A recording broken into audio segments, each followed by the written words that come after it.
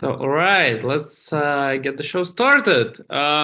Every week, we bring you a show with a CEO, a builder, and a thought leader in different fields to give you insights into the business and marketing and help you get ahead in the technological paradigm shift we're experiencing right now. All that while having a bit of fun. Today, my speaker is Jasmine Cheong. I hope I don't butcher your last name, who is a builder and I guess a marketing colleague as well in the field, working with her uh, fashion metaverse branding agency, Luxor Lab, which Yeah, I'll let absolutely. Jasmine tell a bit more about. Yeah, thanks for having me. Yeah, so with Luxuré, I'm trying to really build something that's not the norm of agency. So like, I mean, Ivan, he introduced Luxuré as a branding agency, but that's not exactly what we are actually. But to bring us back, actually, I'm Jasmine, and I am in Singapore, but we are based between London and Singapore. So we definitely want to activate the new generation of creatives and creators. So that is what we're trying to do, is to equip, educate, and cultivate the next generation, so that they have more accessibility, transparency, but also have more power within their hands so that they don't get in a way, like, it sounds really rude and sounds really harsh, but a lot of creatives and creators always get stepped on by the agencies, by the brands, and especially when it comes to like collaborations, it's never really a collaboration. Like, it's basically them hiring you, and then they take your artwork and they slap it across, like, say, bags and ads and all that. And how much of that do you actually get back as a creative? Right? It might sound really good on your resume. Oh, I've collaborated with like Nike or Adidas or like, big brands. But at the same time, it's not sustainable. Like, what did you actually get out of it? Not much, to be honest. So I guess a little bit background is to explain why I'm even doing this. Why do I have such a strong passion to even start this? It's not easy. Like, a lot of people have tried, and a lot of people just cannot be bothered because it's, to them, it's not worth fighting for. So for me, it's definitely worth fighting for because I am a creative. I've always been a creative and I always will be a creative. I will never go into accounting. I will never go into, something that's super um non-creative. Like, every job that I do will be creative sort of focused, like marketing and design. And so that background I was sharing with you about is that I'm actually a dancer. I'm a professional dancer. So as you know, there's this like notion of like starving artist. So like, if you're creative, that's what people say, like, you'll be a starving artist. You'll be starving literally because it's not sustainable. And everyone that I know as a creative, like my friends, mostly creatives, whether it's design or marketing or communications or dance and performing arts, musicals, they all have the same struggle. And I'm very sure a lot of people can resonate with that. So it's about being smart as a creative. You need to be an entrepreneur. Like, whether you like it or not, you have to learn. You have to learn how to market yourself. You have to learn business to some extent. You need to learn how to pitch yourself. You need a personal brand. But it can be very overwhelming if no one taught you how to do any of that. And as creatives, I'm sure everyone can resonate. You just want to make great, cool shit and hopefully it sells. And you don't really want to do business or marketing. So I think understanding that, like, helps to push that narrative forward. So what Luxuré is doing is we're creating that co-creation hub that we're seeing coming up in like Web3. So if you are like a Web3, fan, and you've been in the space, you've seen the last year like metaverse hype, Web3 marketing, so-called, I say marketing with air quotes because it's not truly like marketing all the time. Sometimes it's just like a PR stunt. Sometimes it's just like following the trends, like trying to see, what can we do with metaverse. And a lot of times the creatives are leveraged, like they're being used in a way. Like, it sounds really harsh again, but like, it's basically the brands want to understand what can we do, but they don't really get it. They don't understand it. So, but they know they have to work with like Web3 people. Sometimes it's the creative degens.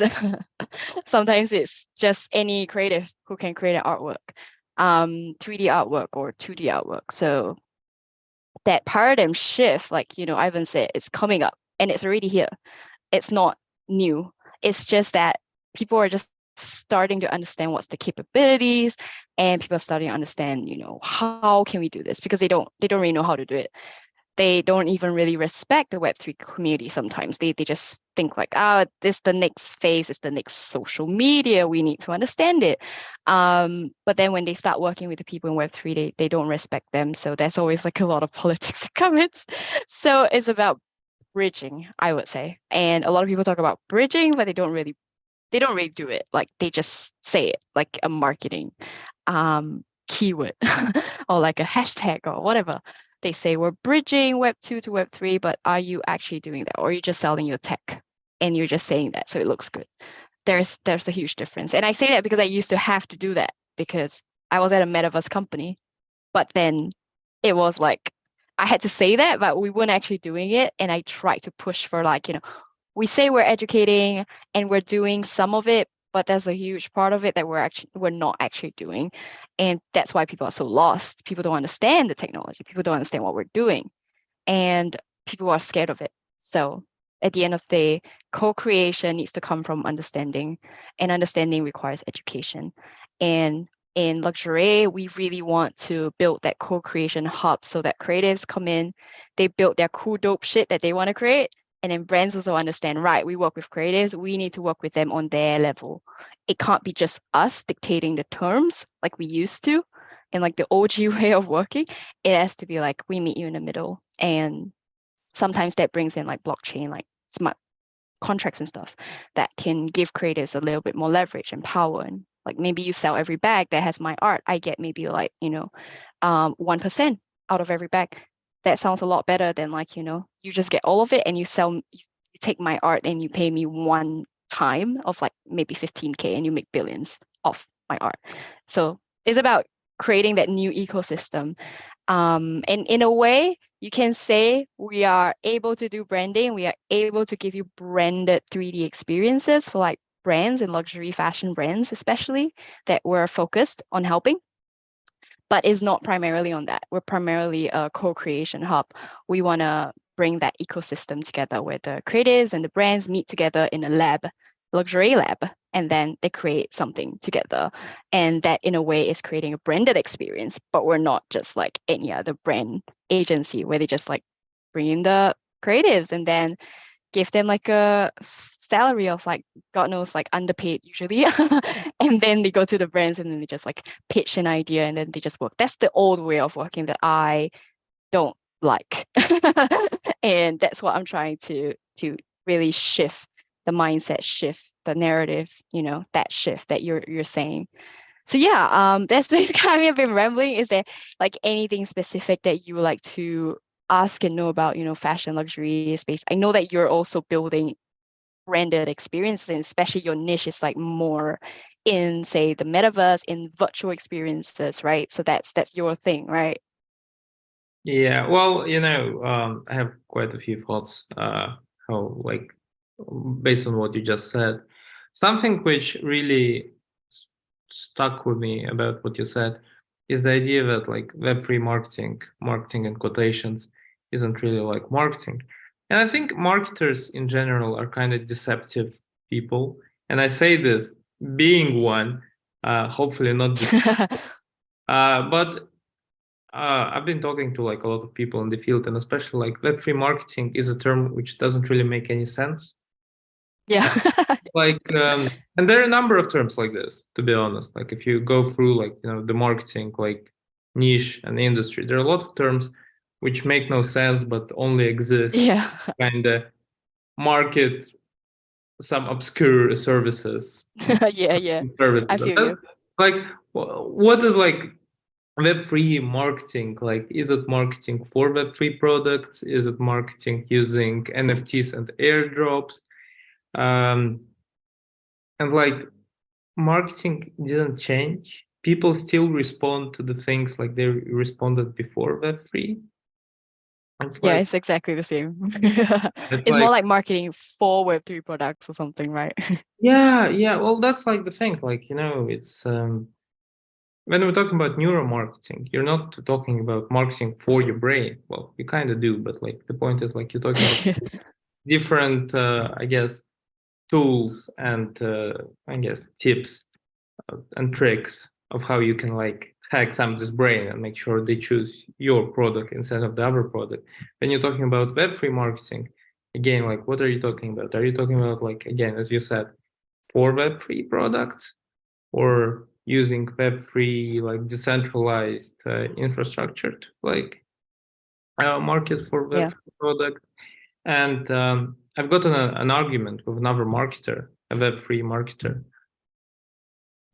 when she posted a Web3 marketing guideline, which only talked about, well, when you market, you need to do research, you need to do validation, you need to figure out your strategy, and you need to do your tactics. I'm like, yeah, this is true. You have to do all those things, but how's it Web3 anything? You just, Yeah. so You're just pulling out basic fundamentals of marketing in general. yeah, yeah. It's Well, not specifically applied to Web3 per se, right? yeah, well, there's nothing wrong with like those fundamentals, but you are disguising them as Web3 marketing, and then like people still have no idea what Web3 marketing is, right? And Yeah, it's just confusing. That's what you're saying, right? well, it is confusing, and I think a lot of it like also applies to what we've spoken on like our previous discussions off air about like how do you convince companies to do marketing in Web3 space or to do something in Web3 space when nobody even knows what this marketing entails, and you have no, well, there is idea how to do it, but it's a lot harder because you don't know what is their return on investment. How is that going to look for them? What is their benefit from doing all that? Nobody explores this space. Everybody just um, goes back to, you know, the basics of, well, Nike did like a big like airdrop of like digital Nikes in metaverse. Okay, cool. How many companies are Nike who have the budget Yeah. to do it on such a scale, right? And like nobody even talks about this idea. And like so, it's like Web3 marketing on Nike scale is very elite club, which is not available to most people. And that's something again you mentioned like what I'm doing, what I'm trying to do. Again, I've just launched my website a couple of days ago, actually. And No, congrats. thank you. Well, I'm gonna show it to you later. But like, figure out those marketing and those immersive experiences and kind of do it for the small and medium-sized businesses for who I work for, like, you know, to democratize so other people can have those experiences as well, not just it being relegated to the very, very expensive companies. I think this is very Yeah, I important. think you brought a very good point. Like it's about not having it gated, not having it like so high barriers. Because the thing about Web3 is that, like honestly, I've only really dabbled into it about 1.5 years ago, like properly dabbled into it. And at the very beginning, I was like, what the hell is going on? I have no idea. And after like I think about 8 months, I'm like, I think I'm starting to see the lights, but I'm still very confused. Like, what exactly is Web3 all about? Like, I get the concept, like we're about decentralization, we're about taking back, autonomy with our data and all that. I get it. But at the same time, I do not get it. Like, there's also a lot of subcategories, and I think everybody just needs to like pick their battles. But then also the Web3 community itself doesn't always like, how do you say, like make it very friendly for like Web2 people to come in. Every time you go to some Web3, at least for myself, like from my experience, every time I go to a Web3 like webinar or Web3 Twitter spaces or whatever, it's always based off like the fact that you really understand some of it. If not, you just go in and be like, I have no idea what is going on. And so I think that's how brands, in the Web2 space, they understand it's coming. They want to, work on something, right? Like you said, especially those smaller businesses, they just don't get it. I'm not going to say they're not trying, because I'm sure some of them are trying and trying really hard. And if I remember myself 1.5 years ago, I was trying so hard to understand, but it was so like gated. It was like there is too much jargon, there is too much like, like DJ slang and all that stuff. And I was like, what on earth is like, I was supposed to dox myself. What the heck is a docs? It was like, what? And it was like so fundamental to them. They're like, oh, just like docs. I'm like, that's not explaining it. I have no idea what you mean. So yeah, I think it's people just need to if they want to make it friendly, especially if you're a marketer, that's your job. You need to make it friendly for like people who don't understand. And that requires you to switch your mindset. I think a lot of people physically cannot switch the mindset. Like they cannot stand from the other person's point of view and then change their marketing, like change their approach, change their stuff. Like until like today, I still struggle to explain to people about like wallets, because I still truly do not fully understand it from like a developer's point of view. And so there's like a huge part of like the gap in understanding. Like I get it, but I also don't get it. I'll be very honest with everyone. Like I'm not the most Web3 person, I'm like a Web 2.5 person. So yeah, I think there's huge point like that gated like sort of part of it that doesn't really help, keeps things like stuck, and people want to move but they can't move. So yeah, I mean, what was your idea on that? Like, Well, I just thinking about that. What I'm gonna say right now, it can be quite unpopular with Web3 people, but I feel they're very also fanatical about Web3. Again, not in fanatical, that's an fanat- interesting word. well, Can like, you explain what you mean by fanatical? well, I feel that when you try to enter Web3 community, and it's maybe easier than what you explained, because like, for example, I've entered into Web3 metaverse community by creating content for it and by hosting events in it. So it was kind of easy. And like, I found people to be relatively open and nice, and everything was good there. But I feel if you go in there with a stance of asking questions and showing any sort of disbelief in blockchain and cryptocurrency and Web3, you're gonna just get dubbed as like you don't understand. Uh, like Web3 is life, Web3 is everything. Go away, sort of thing. Uh, Again, as you said, in a way, like it's kind of gated in the sense that like if you don't get it and you don't believe in Web3, I feel Web3 community doesn't want anything to do with you. Yeah, I think that's where the huge disrespect I was talking about. Like luxury and fashion brands are starting to understand, like a lot of them are starting to do a lot of research and digging, but because of the disrespect, I think that comes from like, say, both sides. Okay, let's say like I'm not being prejudiced. Like it doesn't just come from one side, like you said. It just comes up in different ways from both sides. And then when they want to work, to activate something, because they understand we need to like formalize our digital assets and stuff like that. And we need blockchain to do that. And then they start, doing those things. But then there's no respect. So you can sense that like power struggle that doesn't help, because how are you going to work together to figure out this new ecosystem if there's like a lack of trust on, like, it's not even trust in the technology, it's just trust between people, between two people fundamentally, like and it's really like that energy that comes like across, like you said, like we don't want anything to do with you if you're not bullish on like Web3, and yes, there's not your whole life. Like there needs to be a bit more like, I think, humanity, just like empathy, like you didn't just like understand everything in a day. You didn't just build Rome in a day, right? Like you took a while to understand as well, even if Web3 is your whole life now. There was a day when it wasn't your life at all. Like, okay, I can guarantee that, right? Like you started somewhere, right? Just like think about that day. Like they're at that stage where they were you, like what, 5 years ago, 10 years ago, or whatever.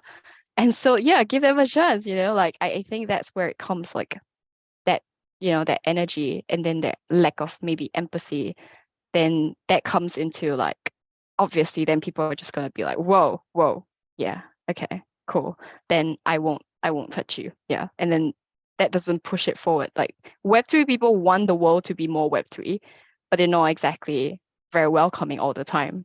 And when I just don't understand something about blockchain, and then I have this developer person next to me trying to explain it to me for the sixth time, and they're just like, you just don't get it. Flips table energetically, I mean, not physically, but and then they're just like, I'm done. And I'm just like, yo, I'm really trying here, but I just don't understand it. Like, give me a chance, man. Like, I'm not being mean or anything. I didn't disrespect you. I just didn't understand. I think there was too much jargon. And developers just tend to talk developer language. And I'm like, yo, I'm not a developer. Can you layman it? Like, make it simple English? So yeah, I think there's, like you said, like that doesn't help. It just doesn't help. But we strive to make it more encompassing, right? Like, especially when you're in marketing. You're essentially the person in between. You need to make it friendly for everyone. And I think that's where I'm really like trying to do that education, helping people to understand, helping especially luxury fashion people. They're very like stuck in their ways, like they have been at the top creme de la crop for like years and years of like knowing this works and stuff like that. To challenge them and say, this doesn't work anymore, they're gonna be like, whoa, hang on a second, like don't just challenge me. But yeah, it's just like having an empathetic approach. I think you really got to be like very human when you talk to like people at high levels and trying to like say shift their mindset. You can't just shift it overnight like that. Like you have to introduce the idea slowly and then make it friendly for them to explore so that they understand. Nothing beats an explanation like them trying it out for themselves, because no matter how good you are explaining, and I would like to think that I'm pretty good at explaining stuff, but at the end of the day, it still doesn't beat when they just try something, and then you make it really easy for them to create, say, a wallet. You make it really easy for them to understand how to move around in the metaverse with, say, a joystick, or like teaching them WASD, like arrows forward, backwards, like just explain it super simple. And they're like, oh, okay, I think I'm starting to get it. And then then you start introducing the next idea and the next, like, making it baby steps friendly to like someone who like has no clue at all. And I think that's where like you start to really bring about the change that you want, rather than just like, everything's so gated and like you stay away from me, I stay away from you. We're never going to move it forward. Like that's not what Web3 was supposed to be about. Now it's just become like a fan club, like you said. I think that's what you meant, right, when you said like very fanatic, right? Like Yeah, but that's what fandoms in-house are. clubhouse. That's what Yeah. fandoms are. Like, it's like PlayStation versus Xbox. It's the same, like sort of. But like you have people who are PlayStation fanboys, you have like Xbox fanboys, right? And then like you have football clubs, which, well, football clubs get insane when they go out and fight each other. There's a lot like, that's what I'm saying. When you have like a fandom of something, you become fanatical to this fandom, and you have to protect it. Like that's more of a psychological thing, which again, I also like looked at from the marketing standpoint. But Web3, less so Web2, and I'm not saying Web2 is like, again, like I agree that they're also, but I think with Web2 disrespect to the Web3, well, I guess community, or more like the technological shift which Web3 promises, comes from the disbelief into the technology and from the lack of understanding where do they get the money from. That's the thing. I had like a discussion with an investor, and kind of like old person, like set in his way. And like I'm trying to explain to him, talking about like, okay, NFTs, blockchain, even like augmented reality, and he says like, yeah, okay, where does this bring me the money? Where does money come from implementing this technology? And to be honest, like it's very hard topic to discuss, because you need very specific use cases, because again, most projects are not profitable in this way. They're like self-sustainable or like community sustained for like NFTs or tokens. But where do they actually generate profits? Like the financial models are very different to what we see with like, normal investments, right? To normal companies. That's one thing. But then you, especially when you talk about tokens and NFTs, they say like, well, what's wrong with just like providing coupons? And like this idea that it's like, well, no, NFTs is more than coupons. It's more than like memberships. It's like, well, there's more that you can do with it, right? But the money benefit isn't there from like, because it's harder to implement NFTs than it is to implement a simple like coupon or like anything. So like you see from the financial perspective, it might not be worth doing NFTs anytime in the future. That's I think so. Web2 disrespects Web3 from the point of disbelief, and we're using those terms in general. It doesn't mean if you're in Web2 you disrespect like Web3 or like vice versa. It's like the general sense that there are those attitude. But like with Web3 people who like started and who believe in it, and that's where the psychological thing comes in. I think they've, again, generalizing, Web3 became a bit of a sense of their identity, and that's what they're protecting. We are in Web3. We are for the future. We are for trust. If you don't get it, you don't get me personally, is what's happening. And that's why they kind of like close off to you, because it's not the technology you don't get. You don't get their identity, right? Oh, sorry. Bless you. That's all. Yeah, no, you're absolutely right. It's because, like you said, it's only when it becomes that personal, then they're like, oh, I'm personally attacked now. Now I want you to stay away. You're a threat to my social survival. Yeah, definitely, I agree with you. And I think a lot of people in the Web3 space, like you said, really does embed their entire like identity around being a Web3 degen, or I think there's like the whole Bored Apes community that really, wow, it's like that takes it to a whole new level. Like Bored Apes, if you have a Bored Apes NFT, like you are so-called the elites of like the NFT OGs and stuff like that, and it's like really tight knit with their personal, what do you call it, like the way they view themselves, the way they perceive themselves. So it, when you start to break it down, they will be like threatened for sure. Yeah. But then I think you made a very good point about like branded experiences. Like people don't understand. Like I'm a brand strategist from day one. Like marketer, yeah, I am a marketer, but like above that, I am a brand strategist. And like brand strategy is something that most people do not understand because it's like you said, it's not tangible. You can't calculate the ROI of like brand, loyalty. How are you going to calculate the, how many touch points do you have that converts and stuff like that, that really shows you the ROI? Like you can't really metric it. And that for some people, it's like very scary, especially when you're talking to people in like financial sectors and like they're all about the numbers and they're all about like, tracing everything like with conversions and stuff like that. And then when you tell them, this is like the metrics that I can use to show you, but that's as good as it gets. Most of it, you cannot even see the metric until like say 5 years. And then you start seeing the long-term investment. If you really look at it long-term, you can see the ROI. But if you just look at it from implementation from day one until like say 3 months, you're not going to see any ROI. You're not going to be able to like just, how are you going to literally like, I always tell my clients like, how are you going to ROI and put a metric on like say how much loyalty someone puts to a brand? Loyalty with a brand doesn't mean they have to buy every product that comes out. So how are you going to metric it, right? They might go around advocating for your brand, saying like, Nike is the way to go, and they inject words like just do it into their everyday lingo and stuff like that. They are a fan, they're a loyal fan. And if they can, they would probably buy every shoe, but they're not able to do that. But just because they're not doing that doesn't mean you're not getting ROI. They're out there spreading the word about Nike every single day. That's something that you can't metric. It's something you can't calculate. And I think that's the same, like with branded experiences, with, whether it's Web3 or Web2, whatever, that is something that you can't necessarily put a metric to. And that can scare a lot of people when it comes to like investing, when they're looking at financial projections, stuff like that.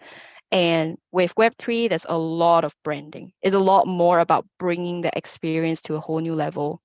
Like you said, It's no longer just like creating a great product.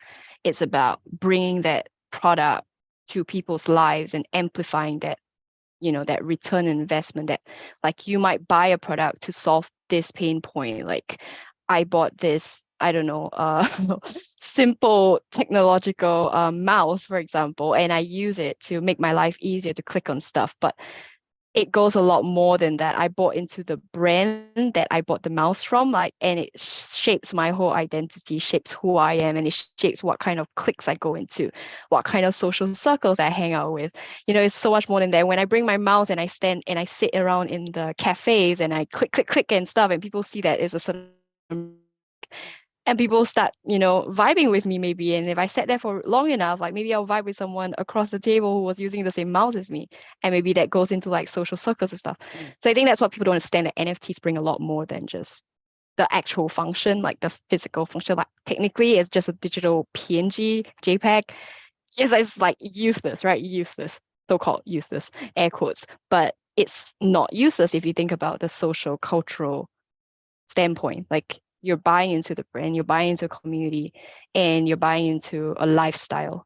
And so that's why it's so like people see the ROI of it, because then now it's about, like you said, your personality. Now it's about your entire being, your entire like existence in a way.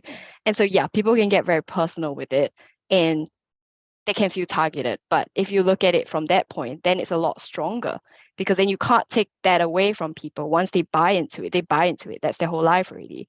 Like it's not like I buy a product and if your product is not as good as the one that comes out later, then I'm just going to switch, right? It's harder to switch when you're already buying into that brand, that lifestyle. With the NFT, I'm into this club, and that club is like my whole life. I am basically the Bored Apes Club, like stuff like that. So I think people just don't really get it because it's so not tangible. You can't like touch it. You can't ROI it. You can't metric it. So I think that's always the challenge as a brand strategist, is something that I've been always tackling for years. So it's about finding that new way of explaining something and not thinking about it from Web3, just thinking about it like it's a brand experience. You're giving people a good time, people will talk about it. And it's about elevating their lives through whatever brand that you sell. And it's not the product. It's not the product. People need to remember that. I think it's like the tech is great. We've got smart contracts, amazing shit we're doing. But at the end of the day, it's not the tech. It's the philosophy behind the tech. It's about philosophy that brings, change to people's lives. If people understand that, then they're going to do a lot more, and it's not going to be so personal. Like, don't feel so attacked. And then you can bring more change as well, because then you explain to people, you need to understand what Web3 is, because it's going to change how you live. It's literally going to give you power back as a consumer. And people are like, okay, yeah, now I want to listen. Instead of like, yo, look at this blockchain technology. You can mint like all these stuff, and like people are like, what? At least that was me. I was like, cool, but I have no idea what you just said. Like I'm trying to understand it. But then when people explain to me like, oh, these are things that you now can take back into your hands, you take back power on and stuff like that. I was like, yeah, share with me more. I want to understand if this is, giving me back my data, giving me back power control, giving me a chance to fight against say like big data and stuff like that. Yeah, I want to hear about it.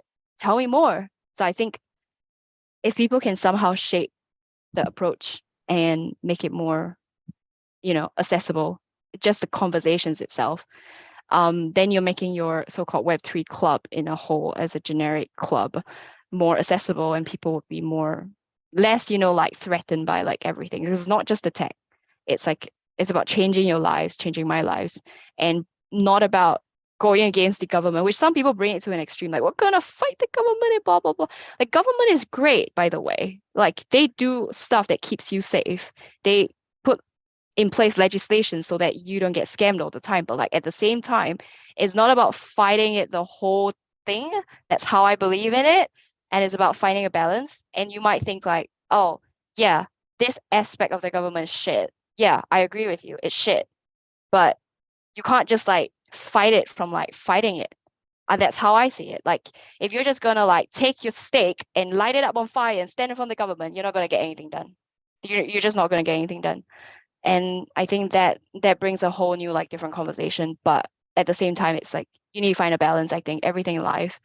So I think where Web3 and Web2 like sort of converge and like create crisis for each other, like it's just fundamentally a human thing. Like people just like to like riot against each other when they don't believe each other's beliefs. But there has to be a better way. I genuinely believe, and that's where I think co-creation is with that philosophy is helping each other understand and then finding a balance and then work together towards a more holistic, sustainable ecosystem for everyone. And we might get there in 20 years, we might get there after I die. I might never see the day where we get there, but at least we're getting there. I think that's the main point. Like we can only do so much in our lifetimes, but at least we're getting there. I think that's the whole thing. So yeah, I think that's the main bit. Like I'm not there to like, I honestly would fight the government if I could, but I see no point. Like waste of time, waste of effort. At the end of the day, at the end of the day, they're still at the top. They still got power. I'm still a nobody. I'm still, it's about being smart. If you really want to see change, you need to learn how to do other stuff and approach it from a different angle. And I think that sometimes Web3 just like, I gotta take my stake and like throw it at the government. It's like, that's not gonna really bring you change. Sadly, it's just how it is. You need to learn how to play a little bit of politics, even if you don't like it. I hate it. And I'm like, I hate the fluff that comes with the government all the time. But at the same time, I'm like, if I want to fight them, I need to learn. I need to learn how they think. I need to learn how to like meet them in the middle and show them what we can do. So yeah, I think that's a very deep topic, but like I think at the end of the day, it's not just taking your stake and throwing it at the government. Which is what a lot of Web3 people and again in general tends to have the attitude. Wow, the government like and then like yeah, so that can be scary for the government. Obviously they're going to be like, well, obviously then we're not going to trust you, Web3 people, you just sound like tyrants. So yeah, that's a very interesting thing for like marketers to understand as well when you try to build a marketing approach, because Y- then you're like, okay. with the fighting the government, yeah, decentralized systems allow you to kind of circumvent the government right now. But I find it very hard to believe that the governments will just let it happen. And like we see with what's been going in US with crypto last week. And in general, like I think the governments will get on top of it and will get to regulate the space. It will not never be like complete overthrow Yeah, exactly. of the government, Exactly. because the government is just going to become part of it. But I think what we as marketers, as brand strategists, and even like people listening, who are founders and SEOs or entrepreneurs, need to understand that it's not just about like you're in Web3 space or you're not in Web3 space. Companies can create experiences at the same time which are in Web2 space and in Web3 space, and you just slowly bring your audience on board with using Web3 technologies, depending on what you want to do them. Again, if you want to create community with NFTs, if you want to build communities. And another interesting thing I think about Web3 space, which is, I guess, a bit ironic, because Web3 space is the most technological, complicated space of the internet, which I think exists. Yeah, I agree. But at the same time, especially when it comes to the communities and even what you said with the mouse, well, the white earphones weren't invented by Apple, but when you bought Apple and you had white earphones and you went to a cafe, like with your example with the mouse, and you bought an iPhone, you went into a cafe, put on the earphones, and you see other people with white earphones, you immediately associate it with you're in the same club of iPhone owners. That's actually was like a big part of the marketing for the original iPhone, with the silhouettes, black silhouettes of people and white earphones hanging. So it was like a big thing how you would recognize that the person is using iPhone products. I think it's very simple, but this was in real world basically happening, right? Those were those branded experiences in the real world. And now we're getting into where Web3 is more like the real world in that sense, and how those branding and communities and how NFTs, I guess, tribes again, like a lot of air quotes in this episode. I like air quotes because everything is subjective, right? Yeah, true. But that's what I'm saying. Like, I think Web3 is more similar to how sales and marketing and branding was done in even pre-internet era. That's where like the real that's how I look at Web3 and see like how should we do stuff. And I think about how like, well, first games, well, because gamification is a big part of Web3 exist.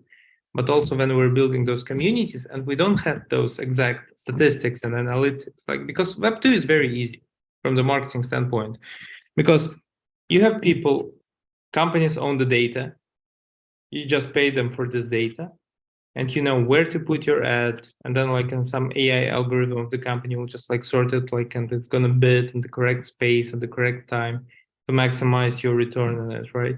And you just pay money for it. Like there is no, I don't want to say there is no creative thought because you still need to be good at it, but you just basically put your like a poster on like Instagram or Google Ads or Facebook or YouTube, and it's gonna play in the exact spot where you just paid for it to maximize the audience which you're going to get from it.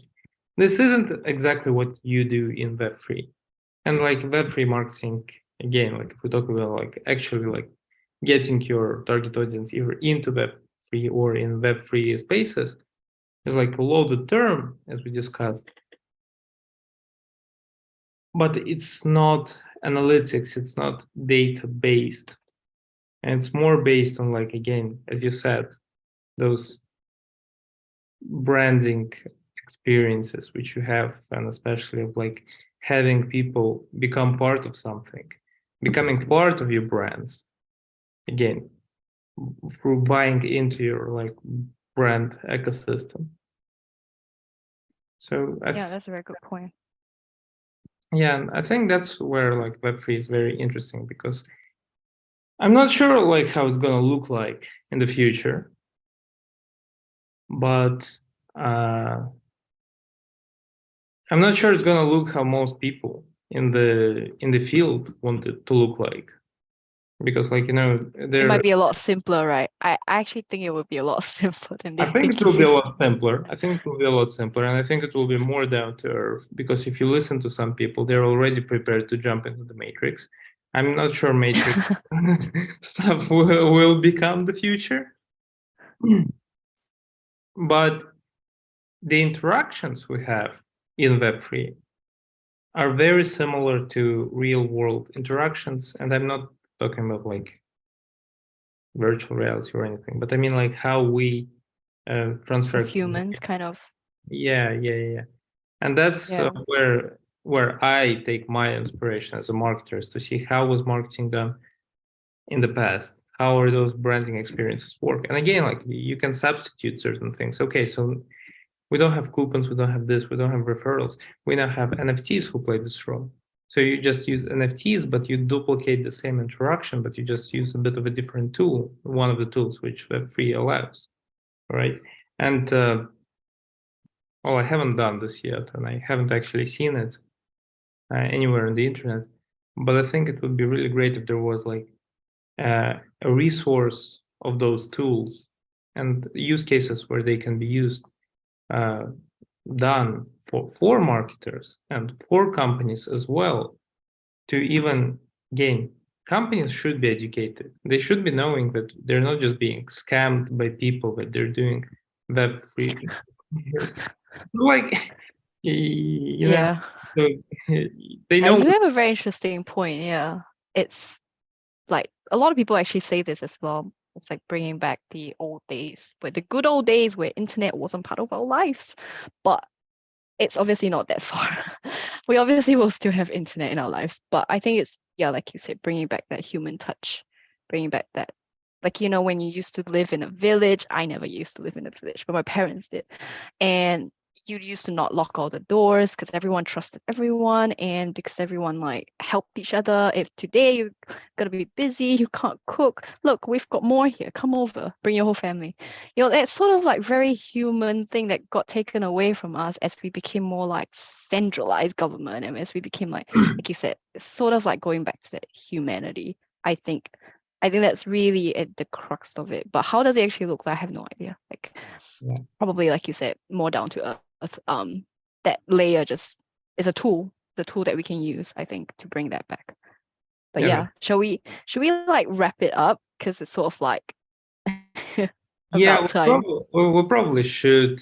I still was hoping to ask you about like creator rights, but I guess we can just like leave it for, I guess, part two. I'm just afraid it will close because as I remember, like Zoom they have a limit. Oh, no. Like I've what's it called? Oh, you Uh, have a paid plan. have a pay client. I can like Right, record it okay. 24 hours. Then go ahead. I mean, I can definitely stay for about like another 30 minutes. Well, yeah, because like again, because we kind of went our own direction right now with like Web2, Web3 parable. But Yeah. something we spoke at the start on what you're trying to do is the content creator rights, and it's like again, Yeah. like I'm not really into fashion, right? And I don't mean like clothes wise, but I mean like I don't really Yeah, know like fashion, what's fashion. going I on get with it. the industry, Yeah. yeah, right? But you know those big like Marvel movies which come out, and then you hear stories that the creator and those movies make billions of dollars, and then you hear stories about the creators, the original artists who drew the comic books, being paid like $10,000 of like Yeah. residuals, while they were the original creators of characters who now make into the billions of dollars. And that's kind of what I heard you saying, but like, okay, so like, sure, like a creator can create like a bag and then get paid like, again, whatever is the sum contract for the bag, but the like, well, yeah, I think Louis Vuitton is a bad example. I don't know, I have like Louis Vuitton back in my head right now, but like the point is like the companies who will actually sell those accessories and clothes will make billions of dollars from it, or millions depending on the company. But the creator will like will get left behind. And like again, I wanted to ask you more about like, have you actually Yeah. started doing this already? How's it working, and what have been Yeah. the results so far?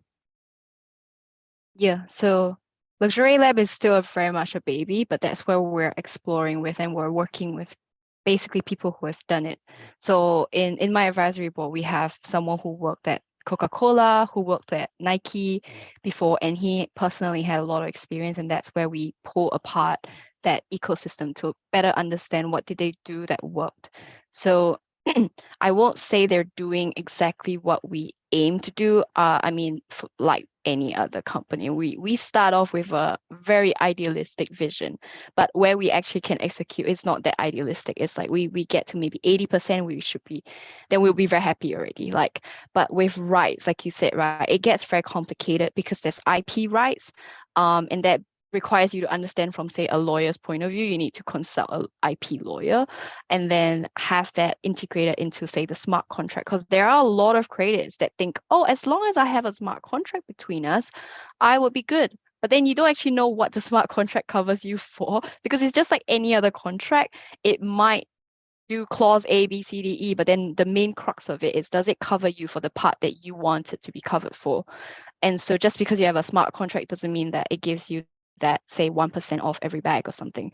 And that is also having to understand business, because then you are negotiating with the brand. You are, pulling like a partnership. You are essentially telling them, I want something from every piece that you're selling, but this is how much I have as a leverage, as a personal brand, as an artist, and I'm bringing you this in exchange for this, because businesses always want to see exchange of ROI. So a lot of creatives don't understand that. So they just have a like, oh, I need to protect my art. I want to work, like more equal, and I want to have more equity. but they don't actually understand what it takes to reach that level. So it's a very complicated issue. And you see this all the time with like, say, performing arts. I'm a dancer, right? So whenever I choreograph a piece of dance, I give it, say, to a school that uses my choreography for their performance and stuff. I protect myself as a choreographer by putting in place in between me and the school a contract, and like they cannot redistribute it. If they want to like put up videos for like ads for like school or whatever, right, to showcase, they can only take 10% out of, like, it's like, you know, when you photocopy a book, you can only like photocopy like 5 to 10%. Anything more is considered like illegal, right? So it's like similar concept. So artists have always had to protect their art and always had to protect their sort of licensing, in a sense. But then where it becomes more complicated is a lot of artists don't actually understand what goes into it, that IP licensing, that sort of like more legal side of things. And so because they don't know, that's where they get stepped on. That's where they get cut off. That's where they get, you know, all these things. And that's the same thing with, actually, I'm not very like super familiar with, say, Marvel case study, but I know for a fact there are a lot of these original creators for like the comic books, which is where essentially the rights came from. They bought over the comic book rights, and so they have the right to now redistribute it and repurpose using the character's name and stuff like that for, like, say, movies and franchises and stuff like that. So that's where it started. Like, and a lot of people actually get into a lot of like lawsuits and things because they come back and they're like, what, now you're a billion-dollar company, like I want some of it. And then they start filing a lawsuit and something, you know, suing them and stuff like that. So it's, you've got to see, and the company might come to you and like, no, we're not going to buy your cartoon for like 5 million because we don't even know whether we can get 5 million in return. But you as a creative, you're like, my cartoon is so good, like you're going to repurpose it. I'm sure it can get you very far because I already sell this much of franchise just from comic books if you're going to make that comic book into movie franchises. So sometimes the artist doesn't even know how much they're worth. So then they quote a number that's like, what, say the artist didn't understand back in what, 1970s or something. He quoted like, say, 5 million back in the day. And then now they're making like billions off it. Obviously, he's like gonna be like, now he's like shocked. But the company didn't understand it either. They wouldn't know, like, would we be able to push it that far? They don't know. They can't see the future. But also the creative also didn't understand like how much were they gonna use it for. They thought like, oh, maybe they're just gonna like make a new volume of like comic books. So maybe the ROI that they get in return is similar to what I did, but maybe times 2, times 3. Maybe they didn't think it would be like times 20, times 50, you know? So it's always a hard conversation to have, but that's where like artists and creatives need to learn about it. And that's also part of the education that we sort of want to do. It's not just about like the technology that you need to understand. It's also about understanding your rights as like a creative. And believe it or not, a lot of schools do not teach you this, even schools like dance schools and art school, because essentially that's what you make money mostly as a creative. You make money off your art. You make money off your choreography. You make money off your art pieces, basically. But they don't teach you that in school, which is so problematic. Like, I mean, they never taught me, you know, as a choreographer, I need to protect my rights, my performance pieces, and have a contract in between. I had to learn that on my own. I had to get stepped on like at least 10 times before I learned my lesson. So I think every creative probably has been through it. So understanding that requires a lot more than just like, I want to do great art and I want to sell it. You need to learn a bit of business and stuff. So that rights part is tricky. It's really tricky. And then you need to have leverage. I think when you have a strong brand, like a personal brand as an artist, like say Jay-Z, Rihanna, they have strong brands, right? That's why they can go to like companies and say, you know what, I'm gonna do an ad campaign for you. You take 2 pictures of me and slap it on campaigns, and I'm gonna charge you 10 million. They can do that because they have leverage and they have a strong brand. But not many artists understand they need to have a brand before they can go to the, because yeah, you've got great art, but so what? There's 10,000 other artists just like you who can do same or better. So why would we pick you? You need to have leverage, not just great art. And I think a lot of people don't understand that.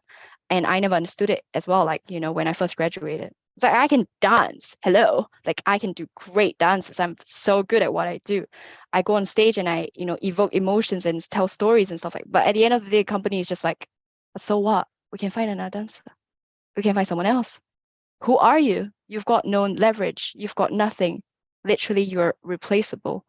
So yeah, I think that is the main point. Like, you need to learn a lot of other things, sadly, but then you also need to understand what businesses are looking for and then build yourself up so that you become a tool that they can use, and then you can fight for your rights, like, have leverage. Yeah. So Yeah. I think that's like the whole thing. Yeah, definitely. Agree with you.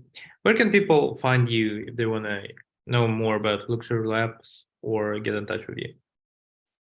Yeah, it's an amazing question. So LuXuré is on LinkedIn. It's primarily on LinkedIn and Instagram at the moment, and you can find us on Instagram at LuXuré Lab, and that's spelled as LuxureLab, and then we just add an X because the handle was not available.